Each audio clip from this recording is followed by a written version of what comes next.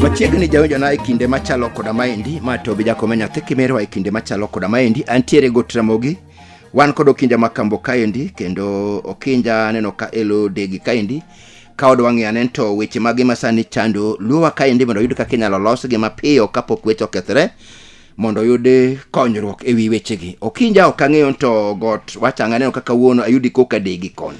Kawuono wod komenya juogi dwaro ni mondo olos nyikwara mogi. Chike 10 matayo jonyuol gi nyithindo motimo penj. Awinji. Motimo KCPE gi KCSE. Ing'e ni piny Ramogi Ajwang' ka chon skul nen gatie. Awinji. Ma skundi yowuoyi niluongo na Bila Boys High School.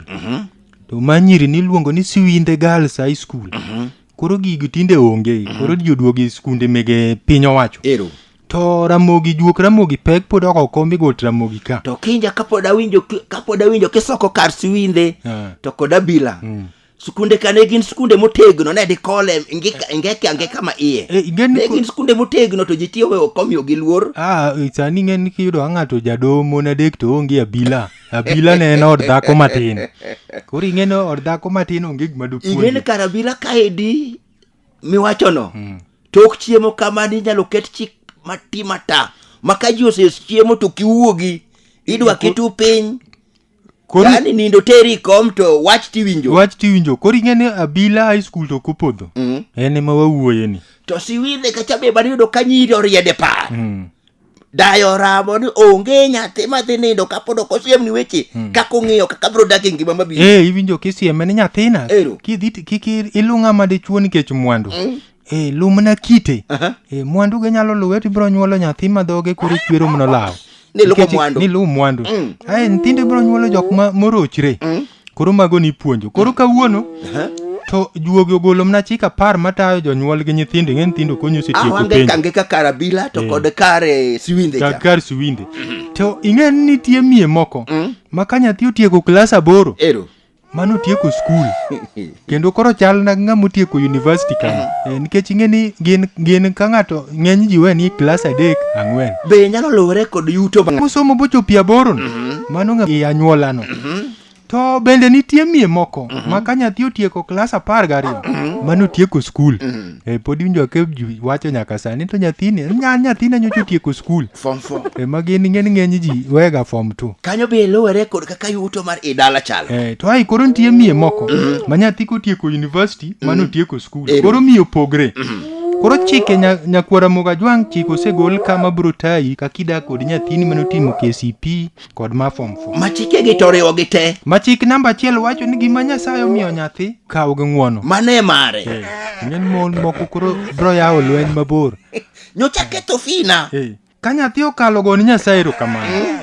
Ka nyathi orem bende go ni Nyasaye erokamano. Nitie nyithindo moko mawito ngimagi mana kodong' ni kiny dhi tim penj. Itere yude nyathino yudo point. Olo nyithi ji mang'eny. Ng'e nitie nyithindo moko ma neno weyo kore ka fiso tam. In mar otieko 12 to moro weyo kore koseus dhok mane ni dala borumo. Koro oweyi form 2. Konye hero gima Nyasaye omiye. To moko bende ng'e noringo skul. Ero. Moko bende nyiri moko bomako ich. Awinji. Ito mari otieko. Koro go ni Nyasaye erokamano. Wek kuot gi nyathi e ot. Walwar kodgi chik namba 2. Ma bende tayi ka nyathini otimo penjo. Awinji. Wacho ni kik yan nyathino fuwo. Akawo dhiang' atero ne dhiang' e skul. Bende kiayo nyathino fuwo to in eme fuwo nikech in ime nyuole. To mobo wacho ni mofuwo wuon wacho ni mofuwo ka min. To min to wacho ni mofuwo ka wuon. Koro ing'e ni gikiane en mane. Ma dhiang'. Adag dhiang'. Akawo dhiang' atero e skul. Matinde dhiang' onyuolo dhiang'. To kiny kodhawo ga ni dhiang' mane otero e skul. Ng'en fees kichulo nyathi. Awinji. We wacho ni tero dhiang'. Mane irocho nyathi. Ketho nyathi. Wacho na tero fees. We miye nyathina ni atero na dhok. Dhiang' nyinge rach, en juogi marach. Koro kimulo ga dhiang' ne mi idwa puonjo go nyathi. Nikech en kido ma kichako ler, en gima konindo kama to kanyo mochieme, to kanyo moninde, to kanyo madhi oko. Koro in janyuol nyaka mokwongo ing'e, no onge chieng' mane nyathi osendike application ne Nyasaye nodwaro dak e piny ka. Nyasaye manokele. To keti lweti. Koro nyakwara Ramogi Ajwang' nyaka ng'e ni ji duto tiyo ne Nyasaye. Kata kunyo jomotho bende en tich ne Nyasaye.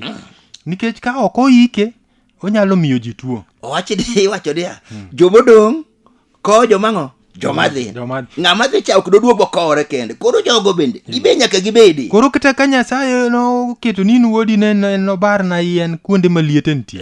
Oboti ni Nyasaye kech iro dumi dala no to dhano chiemo. Genyinge. Nyaka jo Kristo mobiro iko bende biro chiemo. Genyinge. Ji duto dak bed marom. Nyasaye wilogi kata igwenge kamunti uneno miye manocha. Sani ta lielie miye mane ji nigo. Sani makoro sombo pig punde kor gweng.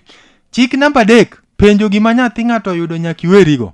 Dhi konyi gang'o? Penjo kaka ni to omolo kata tieno wuod nyar kindu. Oyudo ang'o e KCP? Dhi konyi gang'o? To kinde manosomo to ok ni penje ni to midhi skul. Balance adi modo? Buk kosa ang'o morembe. Mani jajuok. Ng'en ko jojuogi go giikre. To nyathini choyudo adi? Dak no penji to nyathini no. Bende gimoro reme ayud ne buk moro.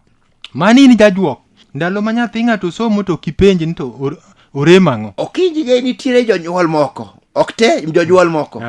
Ma nyathi ng'ato odwa nono kaka osomo, kaka owuotho, kaka otieko. Molo nono mare manyo somo gi ng'ani. Nitie nyaka jonyuol moko. Ma pok nodhiga skunde no nyaka na nyathino sombo bo kali oteri ni kata na nyathino pocket money. To ka penjo wuok to koro dhi nyaka skunde no. Okwango kata janyuol dhi ng'iyo ni to nyathino yudango. Mani jajuok. Walwar kodgi chik namba 4 ma bende tai nyakwara Mogajwang' ka nyathino timo klas 12 aboro kata university. Ma wacho ni kik uwe nyithindo ni koro somo riek. Nyathini otieko klas 8 kata klas 12 koro iweye ni koro en nyathino riek. Mani jwang'i. Nyathi nyaka puonji. Dhani puonjo nyaka ti. Ng'en piny ka idake gimiluongo ne rieko ma kisungu luongo ni wisdom. Skul to kata jadigri iwacho ga nofuo. Wuod ng'ane mofuo tiyo tich maduong' to puonjo wetene otamono to wacho ga ng'ang'. Wuod ng'ane tiyo tich maduong' ma Nairobi ka injinia maduong' to gero ot otame e dalane. Koro ing'en mano ng'ama ofuo. Omiyo kik upar ni ng'ama osomo non kore ng'ama riek. To jomosomo be kik par ni sombgi momigi tich. Tich no Nyasaye mamiye kokali juogi mag anyuola. Mondo bendo konyo go jomoko. Nitie jomosomo maber moloyi to onge tich. Go lamo oko kama nyaka ne. Ka winjo kimede ni maratari. Mano ng'ano go lama die. Mano ng'ama go lama. Ng'en basa mane lwete. Onyalo wuok Kitengela gi tiende. Mokos moko iro tich Kitengela mano chako do karigo bangi. Gi tiende. Ing'e basa mutingi bodo ka koro ginene leny. Semake go mandas madwe ka dwe. Chik namba 5 nyakwara Mogajwang' ma bende tai ka nyathini otimo penj. Wacho ni nyaka jiw nyathi gi kanisa. Wewe nyathino ok dhi lemo e piny masani chalo gi wito nyathi. Kanye ma gweth chakore. Ber mondo nyathini olal kanisa. Moloyo kolal kuonde kong'o kata liete kuonde baro yien. Gikunyo buru jomoko. Okija juogi boro diere bodo kolo chiel kochande. Ni gari itere garaj. To dhano ma Nyasaye ochweyo dhi e kanisa emitimo ne repair. Bas nyathi nyaka teri kanisa. Kanya ng'en ni kwara Mogajwang' owinjo. Chik namba 6 nyakwara Mogajwang' bende tai ka nyathini otimo penje mar klas 8 12 gi university. Wacho ni nyathi motimo KCP kata KCSE nyaki chak ikrine chon. Wekrito basari kia kama nopogie. Ng'en tiema en koro enorito ga basari. To bata so kwame hede kwat. Kama nowogie to onge. To nyathi to ng'en ni onego bed no tudre gi japuonj. Japuonj nyalo nyise nyathini anene onyalo kalo. Luono gongero ni chako chon loyo dhi ajuoga. Ichako chon, ikiri chon. Mae to tamo gi gan kech kata samwa wuoyo ni. Udong koro jumbe moko 3 to ji dhi Christmas. To Christmas dweche 12 ni biro ng'ato podi koikre. Ma en kodong ndalo 2. Koro wuoth koni onge gima nyithinde cham. Sani pod loso pes Christmas. Wiye wil Januari nyathi dhi skul. Koro chako chon mak to yudo kibendi sero chope gi pesa moro nus. Akwota moro ni sebolo ne bengi kacha. Ja sekondari bende nyaki ikri ni college. Kata korem to ng'ama buma ipesi mni kano ne onge. Akwota moro sebolo ne bengi orite kacha. Ikia gima dhi tuchi ni mbele. Chik namba 7 nyakwara Mogajwang' ma bende tai ka nyathini notieko penj ma klas 8 12 kata ja university. Wacho nyaka ing'e osiepe nyathini wuothogo. Ok ni dadi. Ng'eni kanyo biro konyi ng'eyo kit nyathini. Ing'eni chieng' moro inyalo poyo ka Land Rover obiri dalani. To rie simba wodi. Bi wuor ni to nyathina ni en ang'o matimre kanyo. kidhi tiwinjo ne gin manyeg macho kamoro. Koro okiwawa nyathi kotieko skul kech kuma ne nitie cha ne gin gosiepe. Nyathi nyaka bede bwo chik. Walwar kodgi chik namba 8 ma bende tayi nga jalno ma nyathine notimo penj. Wacho ni kik iwuor kaka nyithindo chiemo kolor skul. Ngene go wuoro sani. Ai otek manadi. Dweche ariyo te. Jogi wang'ne sirikal matinde no kang'en paro kod wang'o. Wati ot kamo kwaywe. No dhawo ni nyathine chiemo zaidi. Ochalo ng'ama staki Nyasaye kuom timo makosa mondo miye nyathi mopidho. Ini jahawi nyithindo chiemo nitie. Nitie jonyuol moko mayuak e osiptal ni nyithindgi ok chiem. Janyuol moro bende gomba nyathi manyalo chame kata na mwandune. Tiwak ni gini goro kri e ot. Ni tenga moda mkati ma family ni ko nyewe to rumo kinyi. Koro nyakwara moga jwang nyaka ngima. Kiki iwuor kaka nyithindo chiem yodi. Mani kelo kuong yodi. Nyithindo ka chiem yodi onego bed ni mor, nyithindi chiemo, in kende lando. Gichamo lweti. Idwani gidogi skul kumimiyo gi oganda kijika achiel gi chapat ma kiting'o tineno ng'aman kocha. Gichamo luchi, sama gichamo luchi no nyaka ibed gi mor. Chik namba 9 ma bende tayi nyakwara moga jwang ka nyathindi notimo penj wacho ni ka nyathini manyako oyudo tich. Teming'e tich motiyo. Ing'e ni samoro tieko klas 12 kata 8 koro oyudo tich. Tido ka en gi dweche 2-3 jakanyo otiek klas. To omeu kachwarni. Wek mor ni athieno nyara bende Mungu nenu okonyo. Tinde oyawo ohala moro modhigo maber kondele. Badala. Oyawo ohala kondele. Ene nyathi makura nene idala na ka nyalo konya. Ene mokonya. Ing'eno ohala tinde thoth. Awinji. Ohala thoth. Wuogi dhi kondele mondi nen to ohala manyari oyawo ni. En ohala mane? Miata mi. Nyathina no Nyasaye ogwedho. Samoro nyalo oro naga 500 godhiambo.